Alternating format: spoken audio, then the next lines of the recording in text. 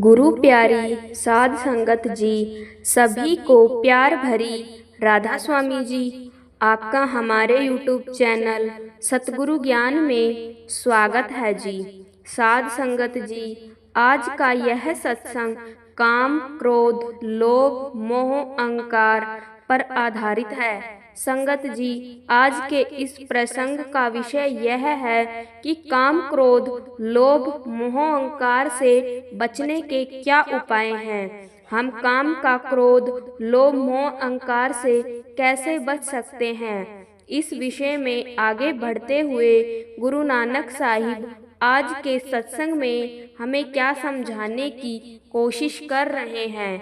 संगत जी, सत्संग को ध्यान से पूरा और अंत तक जरूर सुने जी। तो आइए स्वर्ण करते हैं। गुरु नानक साहिब की वाणी से लिया गया आज का यह सत्संग आप हमें समझाते हुए कहते हैं कि मनुष्य के दुखों का मूल कारण है उनकी इच्छाएं। जितनी ज़्यादा इच्छाएं हम रखते हैं उतने ही ज़्यादा दुखों का सामना करना पड़ता है। अगर इच्छाओं के पीछे ना भागे तो थोड़े बहुत सुख तो मिल ही जाएंगे। इसी प्रकार काम, क्रोध, लोभ, मोह, अहंकार से कोई बच नहीं पाया। यह जो 5 डाकू है, यह जो 5 विकार है, इन्होंने सबको घेर रखा है। इससे बचने का कोई उपाय नहीं है। इसे आज तक किसी ने जीत नहीं पाया है। केवल पूर्ण संतों, महात्माओं के सिवाय इसे केवल कंट्रोल किया जा सकता है। जैसे डायबिटीज होती है ना, शुगर किसी को हो जाए तो खत्म नहीं होती, गोली दवाई लेने से कंट्रोल में नहीं रहती। ठीक इसी प्रकार काम, क्रोध, लोभ, मोह, अहंकार खत्म नहीं होते, इसे कंट्रोल किया जा सकता है। इसके लिए जरूरत है तो भक्ति की, भजन सिमरन की। इसके लिए हमें पूर्ण संत सतगुरु की शरण लेनी पड़ेगी। जो तरीका हमें समझाते हैं उसके जरिए हम काम, क्रोध, लोभ, मोह, अहंकार से बच सकते हैं। गुरु नानक साहिब की वाणी कहती है, काम, क्रोध और हर पर निंदा, लोभ तज हो निंदा। कहते हैं कि जीव जब से इस संसार में आया है तब से लेकर आज तक कोई काम में फंसा हुआ है तो कोई किसी काम में, कोई क्रोध में गिरा कर रखा है, किसी को लोभ ने तो किसी को अहंकार ने। बड़े बड़े आर्षि मुनियों के बारे में तो आपने सत्संग में सुना ही होगा। जब बड़े बड़े अर्षि मुनि इससे बच नहीं सके तो आम इंसान की क्या हालत हो सकती है। अब आगे कहते हैं कि अंदर जाने में अभ्यासी को सबसे बड़ी जिस बाधा का सामना करना पड़ता है वह मन है, जो संसार के प्रलोभन में उलझकर बाहर मुखी ओ रखा है। कबीर साहिब इसे चोर कहते हैं क्योंकि यह अपने साथियों काम, क्रोध, लोभ, मोह, ईर्ष्या, घृणा, द्वेष और इन सबसे बढ़कर हमें अहंकार के साथ मिलकर मनुष्य की रूहानी पूंजी लूट रहा है। वह अनमोल मनुष्य जन्म को बाहर के अर्धहीन कार्यों में लगाकर बर्बाद कर रहा है। कहते हैं 3 लोग चोरी भई सबका धन हर लीन, बिना शीश का चोर वह पड़ा का चिन्ह है। संसार में कोई ऐसा विरोधी नहीं जिसे मनुष्य ने वश में ना किया हो। उसने हाथी, घोड़े और शेरों को अपने अधीन किया है परंतु अपने मन को ना जीत पाया। युगों से मनुष्य मन को वश में करने के लिए अनेक उपाय करता आया है। जब तक तीर्थ, व्रत, यम, नियम, उपवास, संयम आदि मन को ना कभी काबू कर सके हैं और ना कर सकते हैं। काम, क्रोध आदि विकार मन के अंग हैं। मन इनके वश में होकर निरंतर अच्छे व बुरे कर्म करता रहता है। कहते हैं कोट कर्म पल में करे। यह मन या स्वाद समझाने पर भी यह समझता नहीं है और मछली के समान विषय रूपी कांटे को निगल लेता है, जिसके फल स्वरूप कर्मों के जाल में खींचा चला जाता है। कर्मों का मन से संबंध है।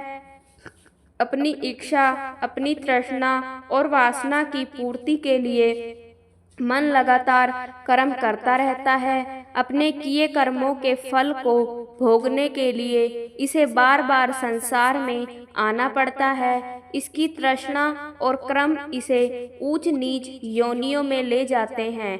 मन के साथ बंधी होने के कारण आत्मा को भी बार बार उसके साथ आना पड़ता है। मन के साथ ही उसे भी विभिन्न योनियों में भटकना और दुख सहना पड़ता है। विषयों में उलझकर काम, क्रोध, लोभ, मोह, अहंकार, ईर्ष्या, द्वेष आदि को अपनाकर मन दुख उठाता है, परंतु उन्हें छोड़ता नहीं।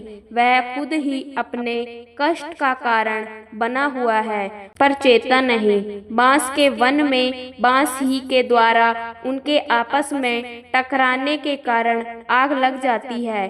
कबीर साहिब कुछ उदाहरण देते हुए कहते हैं कि मन स्वयं ही भूल में उलझकर अपना नुकसान करता है।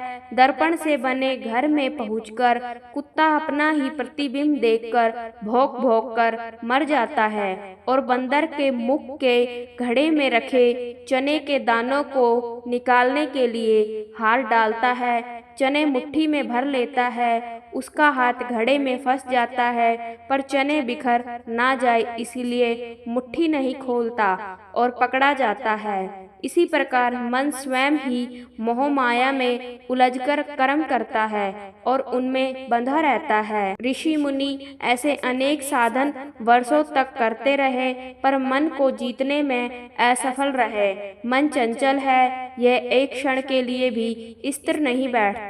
मनुष्य अपने शरीर को किसी अंधेरी गुफा में बंद कर ले तो भी मन वहाँ नहीं होगा। कहते हैं मन अपने आप में निर्जीव है, वह अपनी ताकत आत्मा से लेता है। बिजली का बल्ब खुद रोशनी से रहित है, वह प्रकाश की संता बिजली घर से प्राप्त करता है। मन और आत्मा का यह संबंध उस समय से चला आ रहा है जब आत्मा दुख धाम से उतरकर नीचे के कारण सूक्ष्म और स्थूल मंडलों में आई। जिस प्रकार मन आत्मा की सहायता से कार्य करता है, उसी प्रकार इस संसार में आकर आत्मा भी मन पर निर्भर हो गई है। इस स्थूल संसार में कार्य करने के लिए उसे मन का आसरा लेना पड़ता है। मन कोई साधारण चीज नहीं, यह ब्रह्मा का अंश है। यह अत्यंत शक्तिशाली और समर्थ है। यह 5 तत्वों से बना हुआ है। जो व्यक्ति इसकी वृत्ति को अंतर्मुखी लोकों का ज्ञान हो जाता है, इस स्थूल संसार में आकर मन भी स्वतंत्र नहीं है। विषयों के चाव की वजह से यह इंद्रियों का गुलाम बन गया है। अब आगे गुरु नानक साहिब इन 5 विकारों में सबसे पहले विकार काम को लेकर समझाते हैं कि अभ्यासी के लिए काम भावना बहुत खतरनाक होती है, पर स्त्री को और देखना सबसे निचले दर्जे का काम है। बाकी जितना भी संसारी कामनाएं हैं, यह भी काम है, अंदर ही आती है। काम में आत्मा का झुकाव नीचे की ओर होता है, इसमें आत्मा गिरती है। हमें तो नाम के अभ्यास के द्वारा आत्मा को ऊपर रूहानी मंजिलों पर ले जाना है। नाम की गति ऊपर की ओर है, काम का रुख नीचे की ओर। काम और नाम में बड़ा अंतर है। कबीर साहिब कहते हैं, जहाँ काम का नाम नहीं, जहाँ नाम नहीं, काम दोनों काबू ना मिले। रवि रजनीश एक ठाम जिस हृदय में काम है, उसमें नाम अपना असर नहीं कर सकता। जहाँ नाम है वहाँ काम नहीं रहता। जिस प्रकार जहाँ दिन है वहाँ रात नहीं हो सकती, जहाँ रात है वहाँ दिन नहीं हो सकता। अर्थात रात और दिन दोनों एक साथ नहीं रह सकते। इसी प्रकार काम और नाम का भी कोई मेल नहीं है, स्वाद रखती है संत कभी निंदा नहीं करते। संतों के सत्संग में कभी किसी की निंदा नहीं होती। जहाँ निंदा होती है वहाँ सत्संग नहीं है। संतों का सब मजहब, सब धर्मों के साथ प्यार है। वे किसी को और बुरा नहीं कहते। वे पापियों, गुनहगारों को भी अपनाते हैं। जिस प्रकार धोबी के घर तेल का कपड़ा भी जाता है, हलवाई का कपड़ा भी जाता है और कसाई का भी जाता है, परंतु धोबी उन्हें लेने से इनकार नहीं करता। वह कारीगर है, जानता है कि इनमें सफेदी है। वह कहता है कि 1 2 नहीं तो 3 या 4 बार भट्ठी में चढ़ाकर इन्हें साफ कर लूंगा। इसी प्रकार संत भी पापियों, गुनहगारों से नफरत नहीं करते। भले पुरुषों से ही नहीं बल्कि चोरों, ठगों से भी संतों का वही प्यार होता है, क्योंकि वे देखते हैं कि इनके अंदर भी आत्मा है। बड़े बड़े चोर और ठग भी संतों की शरण में आकर महात्मा बन गए। लोभ और लालच को भी त्याग देना चाहिए। मनुष्य में कितने ही गुण क्यों ना हो, अगर वह लालची है तो उसका कोई जितना भी मूल्य नहीं गिना जाता। काम, क्रोध, लोभ, मोह, अहंकार, निंदा, लालच आदि को छोड़ देने पर आत्मा अंदर जाने के योग बन जाती है। कहते हैं हर एक मनुष्य के अंदर अमृत बरस रहा है। वह अमृत सदाचारी पुरुषों के अंदर ही नहीं बल्कि चोरों, ठगों, दुराचार के अंदर भी है, परंतु आंखों के पीछे पर्दा लगाकर सबको बाहर निकाला हुआ है। ना इन्हें अमृत का पता है और ना उसे जानने की कोशिश करते हैं। वह अमृत माया पी जाती है, काम, क्रोध पी जाते हैं। हालांकि वह मनुष्य की अपनी जायदाद है, परंतु वह शराब, कबाब तथा विषय विकारों में डूबा हुआ है। अगर वह इस अमृत को पीता तो उसका जन्म मरण समाप्त हो जाता, काम, क्रोध सो जाते, माया मर जाती। मन लज्जा या स्वाद का प्रेमी है और इस अमृत के बराबर अन्य कोई स्वाद नहीं है। करोड़ों किताबें पढ़ लो, मन में नहीं आता इसी संसार के करोड़ों स्वाद, मन संतुष्ट नहीं होता। यहाँ इस संसार में मन और आत्मा दोनों एक दूसरे से बंधे हुए हैं। जब तक मन इस अमृत को नहीं पीता, वश में नहीं आता, आत्मा इसके पंजे से आजाद नहीं होती। जिस वली, जिस अवतार, जिस महात्मा ने भी मन को वश में किया है, इसी अमृत के स्वाद के द्वारा किया है। जब मन में वश में आ जाता है, आशा तृष्णा मर जाती है, जन्म मरण का भय समाप्त हो जाता है। हमारा मन सीमित है, बुद्धि भी सीमित है, परंतु यह दौलत, मन और बुद्धि दोनों की सीमा से परे जब 5 तत्व, 25 प्रकृति, 3 गुण तथा मन और माया के पर्दे उतर जाएंगे, तब आत्मा निर्मल हो जाएगी। तब उसे अपने आप का अनुभव होगा, तब उसे अपना पता लगेगा, अपने परमात्मा का बोध होगा। तब आत्मा को अनुभव होगा कि यह सतनाम रूपी समुद्र की बूंद है। उस अमृत को पीकर जन्म जन्मांतर की सोई हुई आत्मा जाग उठेगी। तब यह मैं नहीं करेगा, बल्कि तू ही तू करेगा। उस अमृत को पीकर इसकी अवस्था कुछ और ही हो जाएगी। पूर्ण गुरु की दया और शब्द के अभ्यास के द्वारा ही यह अवस्था प्राप्त होती है। यह शब्द हमारे अंदर है, कहीं बाहर नहीं। कहते हैं वह नाम अदृष्ट है, इन आँखों से देखा नहीं जा सकता, एगोचर है, अर्थात मन और बुद्धि की पहुँच से परे है। वह अति मीठा और अति प्यारा है। वह है तो सबके अंदर, परंतु जो मेहनत करके पर्दा खोलकर उससे जुड़ जाते हैं, वह उसका फायदा उठा लेते हैं, अपना जन्म मरण समाप्त कर लेते हैं। बाकी लोग खाली आते हैं और खाली ही चले जाते हैं। उस परम चेतन संता को नाम कहते हैं। अब गुरु नानक साहिब प्रार्थना करते हैं कि हे मालिक, तेरा वह नाम अनंत और असीम है। मुझ पर इतनी कृपा करें कि मैं सदा तेरा नाम जपता रहूं। मेरा मन और मेरी आत्मा युग युग में सदा के लिए तेरे नाम में लीन रहे। अब आंतरिक नजारों का वर्णन करते हुए कहते हैं के लिए शब्द ही नहीं मिलते। गुरु नानक साहिब उस नाम की उपमा हीरे से देते हैं, क्योंकि इस संसार में हीरा अत्यंत मूल्यवान वस्तुओं में गिना जाता है, परंतु हीरा तो मिट्टी है, पत्थर है ना तो परम चेतन संता है, अवर्णनीय है, उसका वर्णन नहीं किया जा सकता। गुरु साहिब कहते हैं कि जब गुरु द्वारा प्रदान की हुई विधि से अभ्यास करने से वह नाम रूपी हीरा अंदर प्रकट हो जाता है, तब मन में धैर्य आ जाता है। मन की 3 अवस्थाएं हैं, अथवा हम कह सकते हैं कि मन 3 प्रकार का है। पहला पिंड मन है, ना द्वारों में पिंड मन है, इसकी वासना लीन है। जब आत्मा 9 द्वारों को छोड़कर ऊपर जाती है तो वहाँ मन है, वासना है तो इसकी भी मलिन है, और कुछ कुछ पिंड मन जैसे ही हैं। इसके आगे ब्रह्मांड मन है। ब्रह्मा के देश में जाने पर वहाँ ब्रह्मांडी मन हमें रोकता है। यह एक दाना का दुश्मन है, परंतु इसकी वासनाएं मैली नहीं है। ब्रह्मा भी मन की एक अवस्था है। मन से बढ़कर हमारा और कोई शत्रु नहीं है, परंतु अगर मन समझ जाए अथवा वश में आ जाए तो इसके जैसा कोई मित्र भी नहीं है।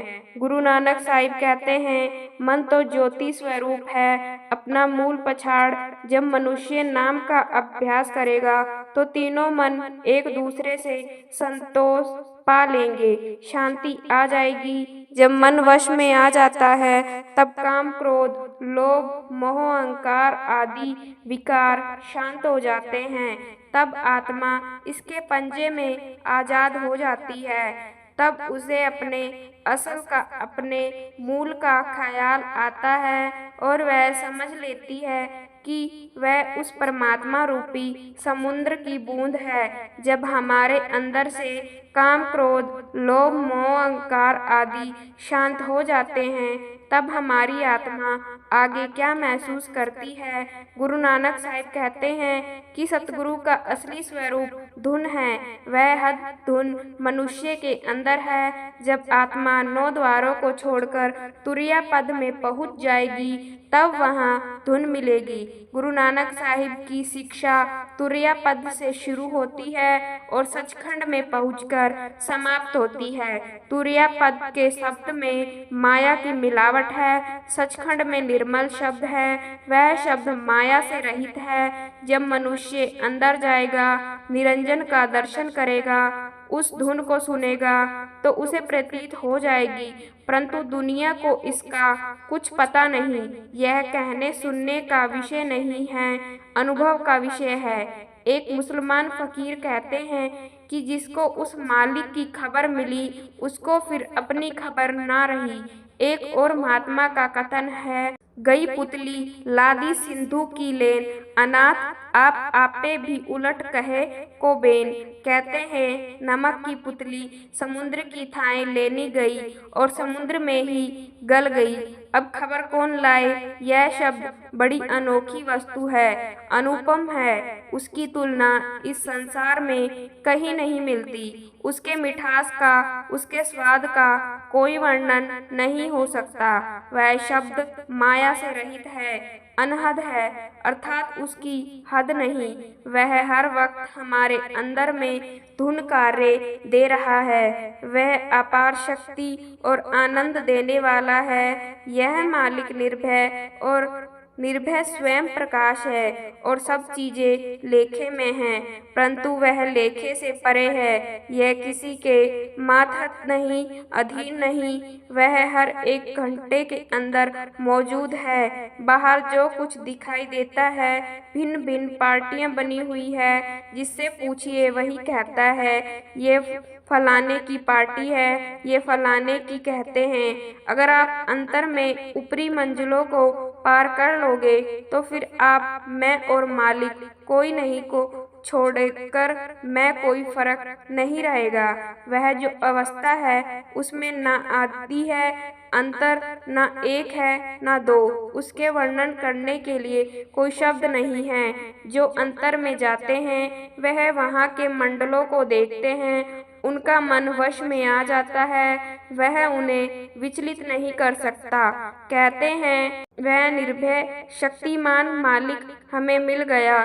इस अवस्था का अनुभव तब होता है जब जीव 9 द्वारों को खाली करके तुरिया पद में पहुंच जाता है और फिर तुरिया पद को छोड़कर गुरु में समा जाता है। जिस प्रकार मनुष्य कॉलेज से डिग्री लेकर संसार में किसी धंधे में जाने के योग्य होते हैं, इसी प्रकार वहां पहुंचने पर रूहानियत का कहरा शुरू होता है। परंतु यहाँ इस संसार में आत्मा का क्या हाल है।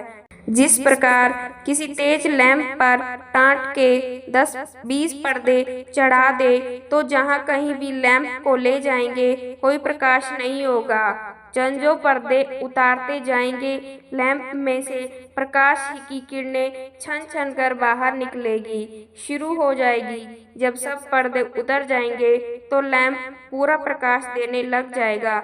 इसी प्रकार हमारी आत्मा पर पहले स्थूल शरीर का पर्दा है, जब अभ्यास करके तुरिया पद में जाएंगे यह उतर जाएंगे आगा, परंतु वह सूक्ष्म पर्दा मौजूद है। जब और मेहनत करके ब्रह्मा में जाएंगे तो वह सूक्ष्म पर्दा भी उतर जाएगा, परंतु वहाँ अभी कारण पर्दा मौजूद है। इसके सिवाय मन, माया, काम, क्रोध, लोभ, मोह, अहंकार, प्रवृत्तियां आदि कई पर्दे हैं। जब आप अभ्यास करके पार ब्रह्मा में जाएंगे, वहां अमृतसर में स्नान करेंगे तो आपके सब पर्दे उतर जाएंगे और आत्मा निर्मल और पवित्र हो जाएगी। उस समय आपका अपना प्रकाश सूरज का होगा। वहां जाकर आत्मा को पता लगेगा कि इसका परमात्मा कौन है। नहीं तो यह पर्दों में लिपटा अंधा आया और अंधा ही चला गया। सो कहते हैं कि तुम निरंजन के देश में ऊपर चलो। वहां पहुंचने पर निर्भय निर्वैर मालिक का पता लगता है। यह सहज समाधि की अवस्था महाआत्मा की संगति से प्राप्त होती है। सहज समाधि कोई साधारण अवस्था नहीं है, यह त्रिलोकी से परे है। जब आप अभ्यास करके धीरे धीरे अंदर जाएंगे तो अंदर की मंजिलों को तय करते हुए सहज समाधि में पहुंच जाएंगे। यह सहज समाधि त्रिलोकी में नहीं है, चाहे चौथे पद में जाने पर मिलती है। अब जिज्ञासु सवाल करता है कि अभी तक तो परमात्मा को अंदर ही बताते हुए हैं, क्या वह बाहर नहीं है? तो गुरु साहिब जवाब देते हैं कि वह बाहर भी है और अंदर भी है। वह बाहर और अंदर समान रूप में है, परंतु जब तक तुम अभ्यास करके उसे एक बार अंदर प्रत्यक्ष नहीं कर लेते तब तक वह बाहर दिखाई नहीं देता। उदाहरण के लिए, जिस तरह दूध में घी है, परंतु अगर किसी ने दूध में से घी निकालते नहीं देखा हो, वह नहीं मानेगा कि दूध में घी है। वह कहेगा दूध दिखाई देता है पर उसमें घी तो दिखाई नहीं देता। घी में पुरिया पकती है, दूध में तो नहीं पकती। दूध में नमक गल जाता है, घी में नहीं गलता। अगर हम उसके सामने दूध को जमाकर दही बनाएं, दही को मलकर मक्खन निकाले और मक्खन को गर्म करके घी बनाएं तो उसे विश्वास हो जाएगा और जब भी वह दूध को देखेगा फौरन स्वीकार करेगा कि उसके अंदर घी है, जरूर है, चाहे दिखाई नहीं देता। इसी तरह जिन महात्माओं ने अभ्यास करके अंदर पर्दा खोल दिया है, जो रूहानी मंजिलों पर गए हैं, उनके लिए परमात्मा बाहर और अंदर एक सा है। परंतु जिन्हें अंदर जाने वाला महात्मा ना मिला, उनके लिए वह अंदर है ना बाहर। गुरु साहिब कहते रहे, चलते घर आए, अर्थात संसार में लिप्त ना रहो। अलीपत रहे और मन जो हर वक्त चलायमान रहता है उसे स्थिर करे। जब तक मन खड़ा नहीं होता तब तक वह मालिक उसे नहीं मिलता। जिस प्रकार लोग कहते हैं कि खजाने पर सांप रहता है, जब तक वह कपड़ा या मारा ना जाए खजाना नहीं मिल सकता, इसी प्रकार हमारे हृदय पर मन रूपी सर्प बैठा हुआ है। वेद शास्त्र तथा और अन्य धार्मिक ग्रंथ गवाही देते हैं कि नाम का खजाना और अखंड ब्रह्मांड आदि सब मन के पर्दे के पीछे हैं। परंतु डॉक्टर ऐतराज करते हैं कि हमने कई मुर्दे चीरे हैं, लेकिन अंदर का कभी ब्रह्मा देखा है न पार ब्रह्मा देखा है और ना कभी सचखंड देखा है। अब डॉक्टर भी सच्चे हैं और ग्रंथ पोथे का कहना भी झूठ नहीं। डॉक्टर जड़ वस्तु को स्थूल वस्तु को चीरते हैं, रूहानियत को नहीं चीरते। यह वास्तुएं सूक्ष्म और चेतन है। यह अभ्यास के द्वारा हमारी आंखों से देखी जा सकती है। यह इन स्थूल आंखों का विश्वास नहीं है। हमारे हृदय पर जो मन रूपी सर्प बैठा हुआ है वह हमें अंदर नहीं जाने देता, और जब तक हम अंदर नहीं जाते हमें कुछ दिखाई नहीं देता। ग्रंथ पोथियां स्थिर करना है, वह परमात्मा अंदर भी है और बाहर भी है, परंतु उसे प्राप्त करने के लिए हमें मन को स्थिर करके अंदर जाना पड़ेगा। अंदर जाने का यह विज्ञापन है, स्वाभाविक विज्ञान है, यह आनंदिक काल है, चला आ रहा है। अब सब कुछ कहकर गुरु नानक साहिब अंत में कहते हैं कि ऊपर चलो, शब्द को सुनो, त्रिलोकी से पार चौथे लोक के में आओ। वहां पहुंचने पर सच की प्राप्ति होगी। त्रिलोकी तक काल और महाकाल का दायरा है। जब हम त्रिलोकी को पार करके चौथे लोक आएंगे तो उसे हकीकत को प्राप्त कर लेंगे, उस हस्ती से मिलाप कर लेंगे जो सबका मालिक है। आज का यह सत्संग और साखी अगर आपको सच में अच्छी लगी हो तो कमेंट में राधा स्वामी जरूर लिखिए और साथ साथ अपने शहर का नाम भी जरूर लिखिए, जिससे हम जान सके कि बाबा जी की प्यारी साथ संगत कहाँ कहाँ से ये सत्संग सुन रही है। राधा स्वामी जी।